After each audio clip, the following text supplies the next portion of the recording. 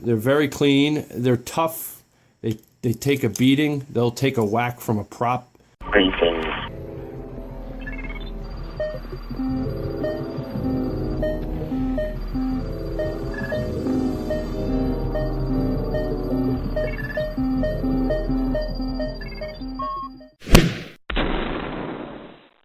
Excellent. I want to show you how I make my antennas on my quadcopters. I'm kind of proud of the way I do these because I feel like it is a very sturdy and very clean way to set up the antennas for your receiver or transceiver. This is obviously dual antenna with diversity, and this is a new build I'm working on, 7-inch build. I really just have the flight control of the frame, motors, which you see, that's what I have right now. I don't have a lot of money just to throw at this, so when I have an extra bit of change, I'll buy a part or a piece and I'll build from there. So this is my current build. And I've got the antennas on there ready to go. I don't have a receiver, but I have, spare antennas, so I've got that all set up. It made me feel better, but I thought I'd show everybody how I make these, and I'll give you a good close-up picture of these. They're very clean. They're tough. They take a beating. They'll take a whack from a prop, a bunch of whacks from a prop, and they hold up. They protect the antenna wire very well. And I have mine set up so that they're 90 degrees opposed. You got a nice L right there. That's the way I like to set it up. These diversity antennas are designed to be 90 degrees out of phase with each other. And that supposedly gives you the best reception. Now, I know a lot of guys will do one down, one up, or a bunch of other configurations. And I've tried a lot of ways to do antennas. I've tried antenna straws, which they just get destroyed. I've tried mounts and all sorts of things. And to be honest with you, this is the best way to do it that I can find. And this is the way I'm going to continue doing it unless I find something better. So I'll give you another close look at how this works. Now, you can mount these antennas anywhere you want, that you have a place to mount them. As long as you have a place to wrap the frame with a zip tie, you can set this antenna up. So if you want one down and one up, or both on the top or both on the bottom, you can do that. So if you take a look, you can see that it is just a zip tie wrapping around the frame. And then to do the bend, I'll show you how I do that. So let me go ahead and get set up and show you. I'm going to move this out of the way. This is a 3D part I designed for holding a Runcam Split. It raises it up and it brings it out, also protects it so that you get less prop in your footage. Works great. It's on Thingiverse. I'll put the link in the description. It's very sturdy. This is PLA, and it's held up pretty well. It's actually been installed in a quad, and it fits the Alien frame and others very similar to the Alien frame as long as the hole spacing and height is the same, and that's a lot of frames. You need a zip tie, and this is typically the size I like to use. It's a common size. I really wouldn't know how to tell you what size it is. And you need an antenna wire, and you're going to need shrink tube.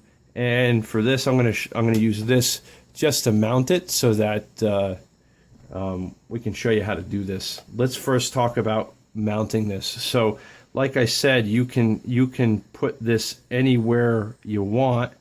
What I like to do is have the zip tab oriented. So if this is the top of where it's mounting, so that it comes down over the hole like this.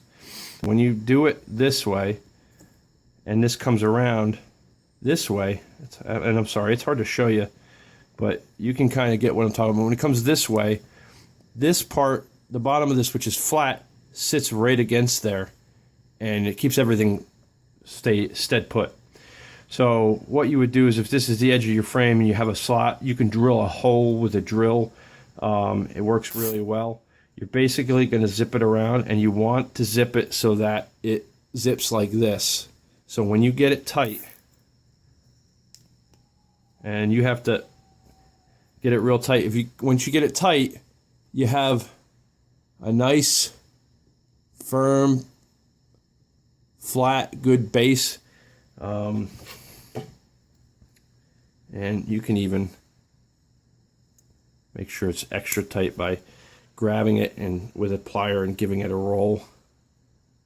And that'll get it tighter. And I mean, there's a little gap under there, but this is not going to swing around and you like end up with this facing downward. That's put. So the next thing you do is you've got to get your antenna aligned with this. You're going to need heat shrink. So I have this size and this size. This is 1/8 and these are 3/16. Okay. So what you do is you're going to take and you're going to run it over your zip tie, and then you're going to run your antenna. This one's pretty messed up. I've had this for a while. I just keep it around in case I need to restrip the antenna, which is actually a pain. Now you can pull it through, and then you're going to slide it all the way down.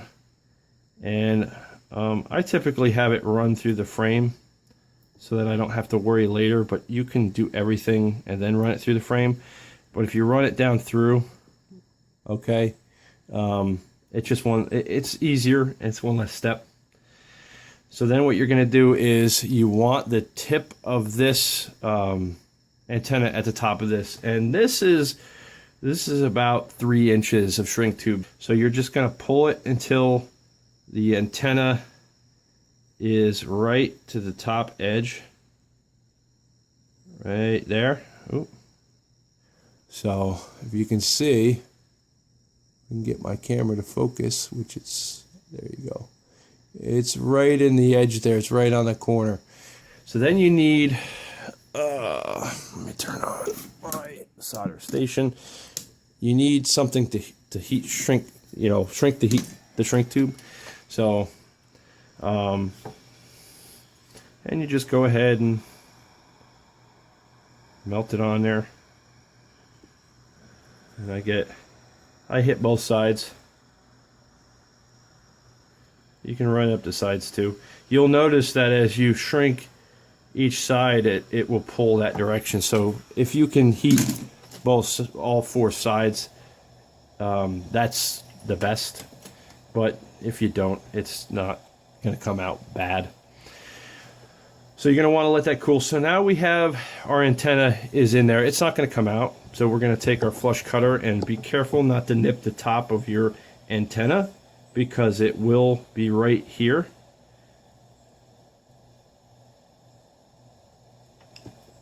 All right, just take the top of that off.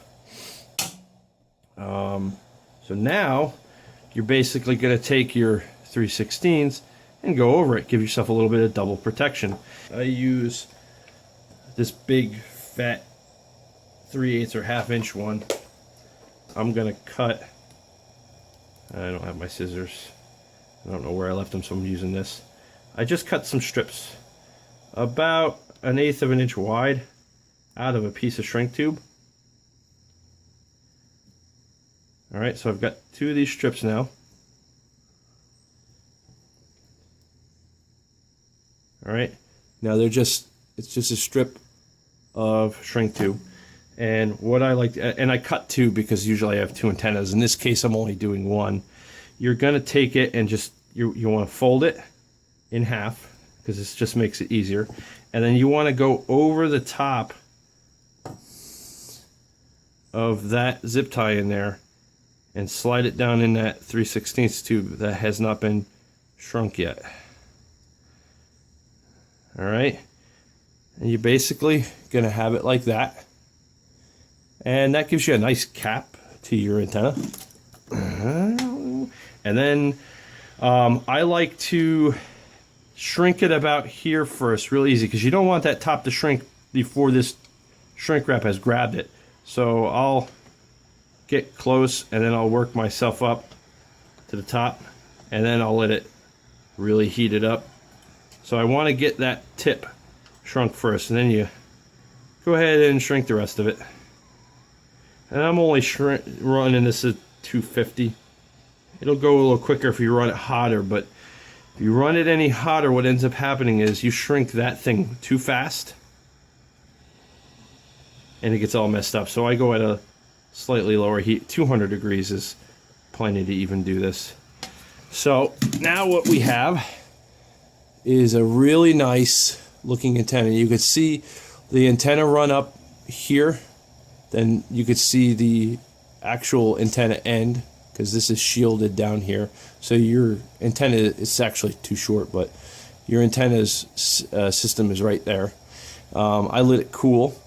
So now we have a really nice looking antenna. It's real tough. It's 2 layers of shrink tube, and it takes a beating. I haven't had to change any of my antennas on any of my quads. Whenever I've done this, I haven't had to worry about it.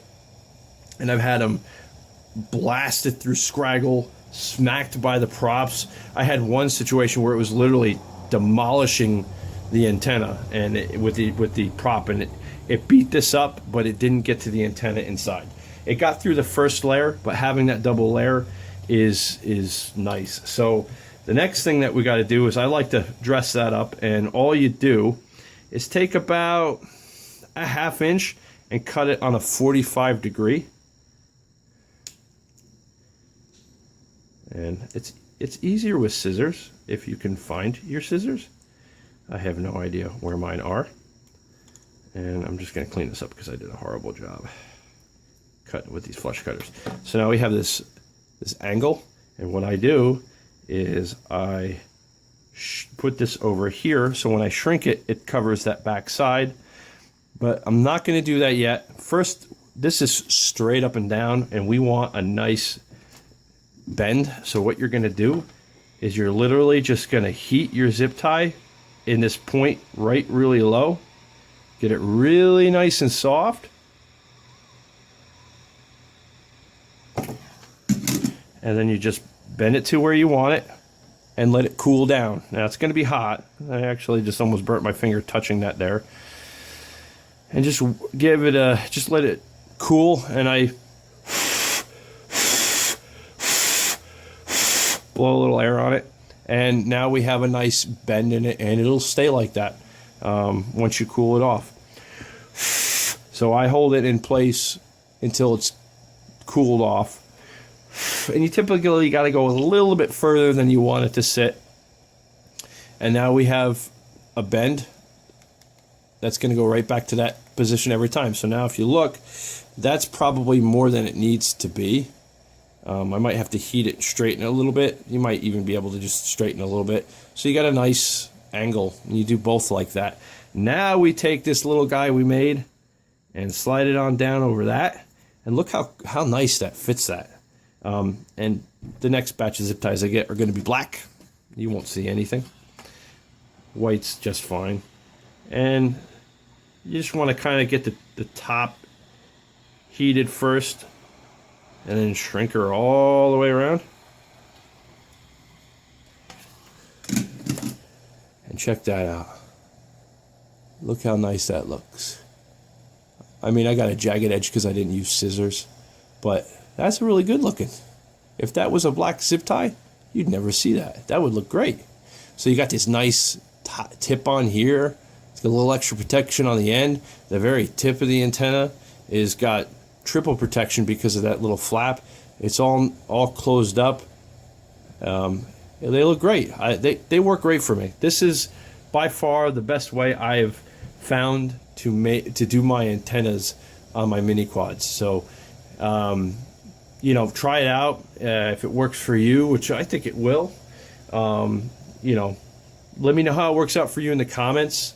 And I do hope that this helps a lot of people out trying to figure out how to do the antennas, because honestly, that was one of the biggest things when I first got into this, is I just didn't know how to do the antennas. I tried probably 5 different ways before I got to this, and I tried a lot of other methods that other people did, and this seems to be the best way to do it, at least for me. So I appreciate you checking out the video. I do hope you subscribe. I don't put videos out very often, but when I do, I try to make them worthwhile. And if this helped you out and you think it could help out other people, by all means, throw it up on a forum. And I appreciate you watching. And a like is always appreciated. And take it easy and happy flying.